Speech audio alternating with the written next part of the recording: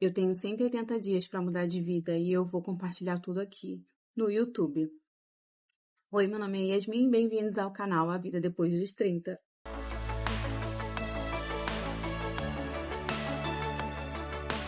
Bom, decidi entrar nesse desafio porque eu vi que muitas pessoas estão fazendo e isso tem gerado resultado, porque de alguma forma isso acaba incentivando, motivando a pessoa a fazer diferente, a mudar o rumo da sua vida. Bom, eu cheguei aos 30 anos, na verdade eu já estou com 33 anos, sou psicóloga e agora eu me encontro num momento da minha carreira onde eu estou fazendo transição de público-alvo. Eu trabalhei durante alguns anos na área de reabilitação infantil e agora eu estou mudando para a área clínica, porém com adultos, com demandas de ansiedade, autoestima, dependência emocional. Só que, para eu chegar até aqui, me custou e me custou muito. Me custou perder emprego por conta de saúde mental, por conta de ansiedade, por conta de estresse, por conta de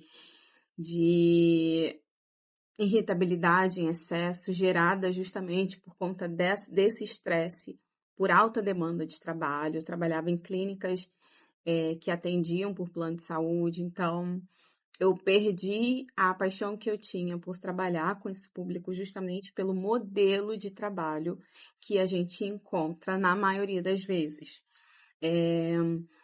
Então, eu me vi assim com uma renda super alta para uma renda muito baixa mensalmente, o que me gerou também muito mais estresse, porque eu fiquei com dívidas, eu fiquei com, né? Se você tem uma renda de uns 10 mil reais, você vai ter um custo de vida baseado ali, mais ou menos nesse valor. Se de repente, de um dia para o outro, você não ganha mais esse valor, os seus gastos continuam lá, eles não mudam. Então, com isso eu aprendi muita coisa, aprendi a importância da gente fazer também reserva de emergência, da gente organizar financeiramente, da gente se planejar. E aí agora eu estou recomeçando minha vida profissional dentro da psicologia, aos 33 anos. E é por isso que eu decidi entrar nesse desafio. E aí eu vou dizer quais são as áreas de mudança aqui, de transformação que eu quero tratar ao longo desses 180 dias. Não vou compartilhar cada uma, destrinchar cada uma, porque isso eu vou deixar para um outro vídeo, senão esse vídeo vai ficar muito grande. Mas, basicamente, essa mudança consiste em emagrecer, porque eu observei que o estresse, né, ele contribuiu bastante para o meu aumento de peso de 2024 para 2026. Eu engordei basicamente ali uns 15 quilos, por aí. Eu sempre tive o efeito sanfona desde criança, sempre fui aquela criança mais cheinha, falsa magra. Mas depois que eu parei de beber refrigerante, que foi mais ou menos aos 18, 17, 18 anos, eu consegui me estabilizar. Então, na época eu comecei a fazer atividade física, então eu consegui me estabilizar por muitos anos nos 60 quilos. Então, fiquei com 60, 61, 60 e abaixava. Mas nada além disso. Eu nunca tinha chegado a 70 quilos. E hoje eu estou com 74 quilos. Eu me pesei esses dias, na verdade, 75 quilos. E aí fico oscilando entre 75, 74, 75. E aí fui fazer alguns exames para ver se eu estava com alguma questão de tireoide, para ver se eu estava com alguma questão hormonal. E os exames deram tudo ok. Ou seja, o que contribuiu para esse aumento de peso foi justamente o estresse. O estresse, ele libera o cortisol, e o cortisol no nosso organismo, ele atrapalha muito. Então, o cortisol, na dosagem ideal, ele pode contribuir para o nosso bem-estar, mas no excesso, que era o meu caso, que ele pode, o cortisol alto é causado por estresse crônico ou disfunções glandulares que impactam o corpo no ganho de peso, principalmente abdominal, fadiga, insônia, pressão alta, fraqueza muscular, gera ansiedade, irritabilidade, baixa imunidade e desregulação do açúcar no sangue e problemas de memória. Então, eu me percebi ao longo de 2024 para 2025, foi quando eu fui morar de aluguel com a minha família, a gente saiu de um bairro mais simples no Rio de Janeiro para ir para uma região melhor, ali perto ali próximo da Barra da Tijuca, em Jacarepaguá. Só que eu assumi a responsabilidade de pagar esse aluguel porque eu queria proporcionar isso para minha família, né? Principalmente para minha mãe. Queria que ela desacelerasse o ritmo de trabalho que ela tem. Só que isso me gerou muito alerta no corpo o tempo todo, porque ao mesmo tempo que eu estava numa frequência muito alta de trabalho semanal, basicamente eu estava trabalhando por semana umas 48 horas semanais. Só que quando se trata de uma área de psicologia clínica e reabilitação, o ideal é no máximo a gente trabalhar 30 horas semanais, porque são carga horária de 10 horas por dia. Então, eu me vi muito sobrecarregada, estressada e com medo de não dar conta de pagar o aluguel, porque o aluguel do lugar que eu aluguei, cada mês era um valor diferente, nunca era um valor fixo. Por exemplo, quando eu decidi fechar, o aluguel estava em média, junto com as taxas lá no anúncio, ia dar uns 3 mil reais. Porque o aluguel em si era 2.100, só que com as taxas chegava a 3 mil reais. Só que eu nunca paguei 3 mil reais.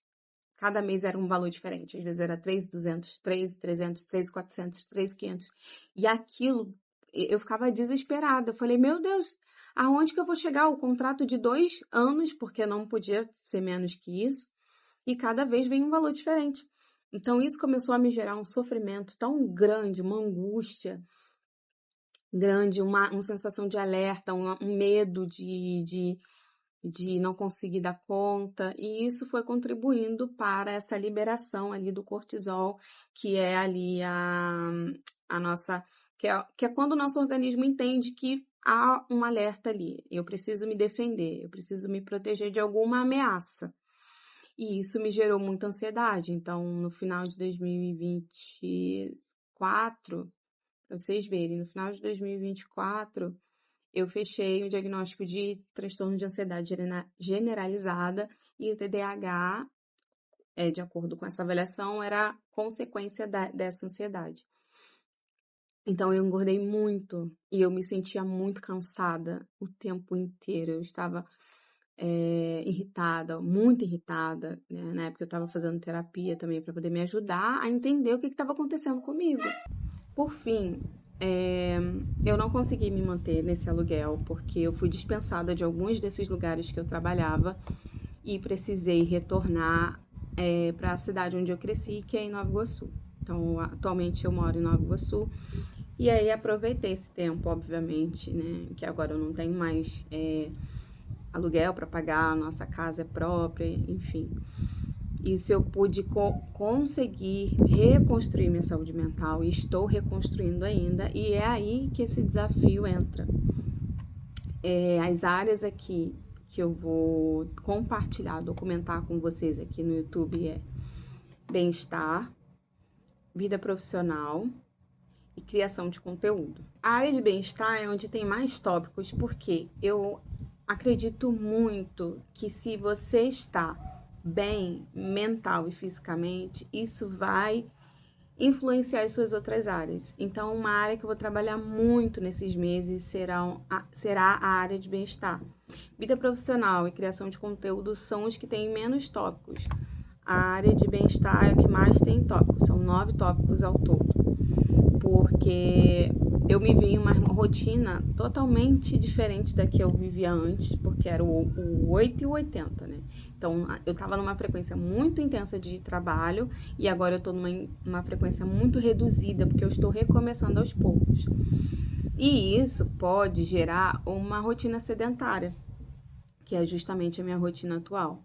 Uma rotina improdutiva, sedentária, e que não gera nenhum tipo de resultado. E o emagrecimento, que eu pretendo emagrecer esses 15 quilos que eu adquiri ao longo desses anos, né, em 6 meses é um desafio, mas eu quero fazer isso de uma maneira saudável. Obviamente também vai entrar o tópico de quitação de dívidas, mas esse, por enquanto, eu não vou mexer agora nesse início do desafio. Por quê? Porque a minha renda ainda é baixa. Não adianta eu fazer um planejamento de quitação de dívidas sem me preocupar em aumentar a minha renda. O meu foco agora vai ser em aumentar a minha renda para entrar nesse tópico de quitação de dívidas. Eu evito pensar nas dívidas porque eu acho que isso gera uma preocupação, um estresse, uma ansiedade que eu não vou poder resolver. Então, é algo que vai além de mim.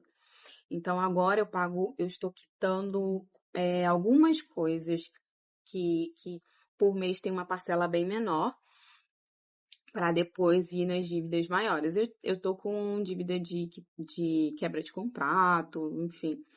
Algo que no início me gerou muito, muito sofrimento, porque é muito ruim você tá com dívida, né? Você tá com o seu nome sujo ali. Mas quando eu parei para refletir, isso não está agora, não está no meu controle. Eu não estou devendo porque eu quero, porque para mim é importante outras coisas. Eu estou devendo porque eu não posso pagar agora. Então, o meu foco agora, primeiro, vai ser em trabalhar melhor o meu bem-estar, e isso envolve mudança de hábitos, focar na vida profissional e na criação de conteúdo. E aí, depois, mais pro finalzinho, eu começo ali a parte de quitação de dívidas. Então, se vocês querem acompanhar esse desafio aqui comigo, é só você se inscrever no canal. E eu vou trazer também um outro vídeo destrinchando esses tópicos, mostrando para vocês. E aí, na semana que vem, a gente já começa ali com o desafio na prática.